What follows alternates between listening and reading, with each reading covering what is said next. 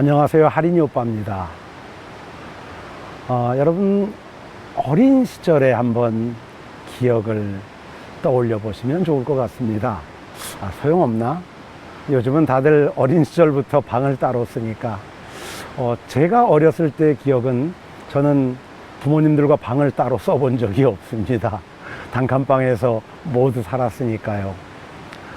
이른 새벽 저는 잠에서 깨어날 때 가장 이렇게 기억에 남는 그 풍경이 어떤 거냐 하면, 아직 날이 밝지 않았는데 두런두런 사람 소리가 납니다.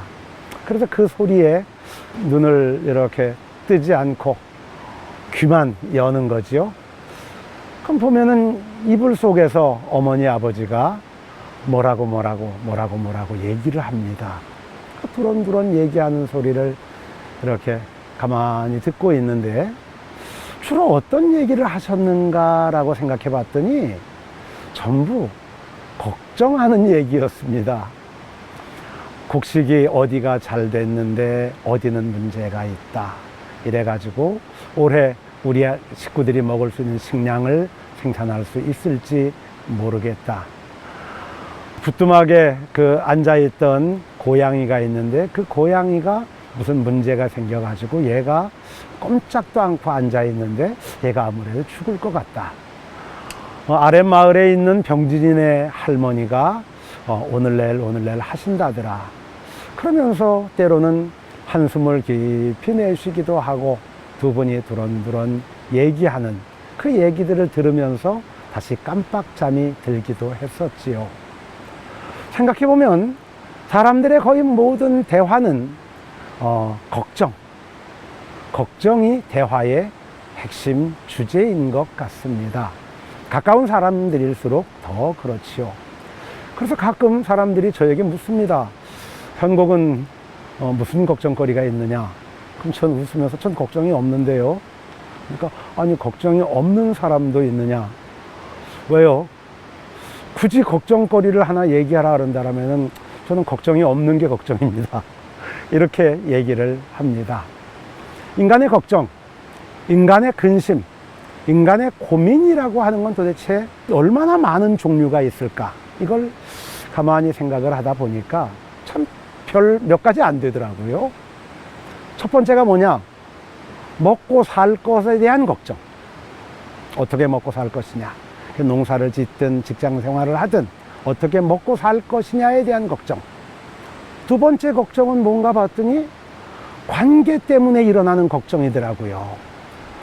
내가 누구하고 다퉜다, 누가 나를 싫어하는 것 같다, 아니면은 내가 정말 누가 미워가지고 못 견디겠다, 이런 얘기들 전부 관계 때문에 생기는 근심, 걱정들. 그리고 세 번째 봤더니 몸의 건강, 병들까봐. 병든다라고 하는 것은 결국 죽는 것에 대한 두려움이겠지요. 그래서는 건강에 대한 걱정을 가지고 거의 모든 대화의 내용을 장식해 가더라는 겁니다. 그래서 제가 그 내용들을 조금 더 깊이 들여다 보았더니 결국 인간은 단 세 가지의 두려움을 가지고 사는구나. 굶어 죽을 것에 대한 두려움, 버려질 것에 대한 두려움, 그리고 병들어 죽을 것에 대한 두려움. 만일 이 두려움, 이 세 가지의 두려움을 해결할 수 있다면 인간은 그물에 걸리지 않는 바람처럼 자유로워질 수 있지 않겠나, 이런 생각이 들어졌습니다. 그래서 저는 어떻게 하면 이 세 가지의 근심, 이 세 가지의 걱정, 곧 이 세 두려움으로부터 자유로워질 수 있을까를 고민하게 됐고, 그런 것들을 향해서 명상도 하고 그리고 책도 읽고 스승들도 만나보게 되었던 것 같습니다. 그러다 마침내 제가 마음에 품게 된 화두, 이 세 가지의 인간의 근본적 두려움을 해결할 수 있는 그 방법으로 찾아낸 것이 바로 삼무였고, 그 삼무의 삶을 온전히 실현할 수 있는 방법이 바로 오늘 하루를 오롯이 살아내는 하루 인생이었습니다. 제가 나이 39의 산속에 들어와서 꽤 여러 해를 살았는데 그 여러 해를 사는 그 날들 동안에 마음의 중심에 두고 살았던 화두가 무엇이냐라고 묻는다라면 저는 하루 인생이라고 말할 수 있을 것 같습니다.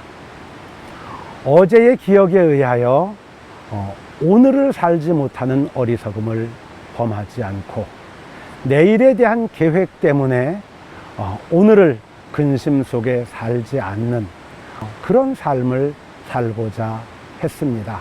오늘 하루를 오롯이 살아내는 것, 그것이 제 유일한 관심사였고 제 마음의 중심 화두였습니다. 오래전 신라 땅에 사셨던 우리의 스승 원효 스님은 이렇게 말씀하시지요. 일체 무해인이면 일도 출생사라.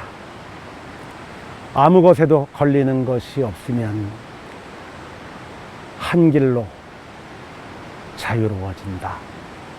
나는 그 말씀, 곧 하나를 해결하면 모든 것을 해결할 수 있다라고 생각이 되집니다. 저는 오늘도 오늘 하루를 삽니다. 오늘을 하루를 사는 사람들의 삶의 자리, 삼무곡. 사실 그것 말고는 없잖아요. 오늘 하루 사는 것 말고 뭐가 있습니까? 오늘 하루 살아보면 좋습니다. 살아보면 행복해집니다. 정말 행복해지냐고요?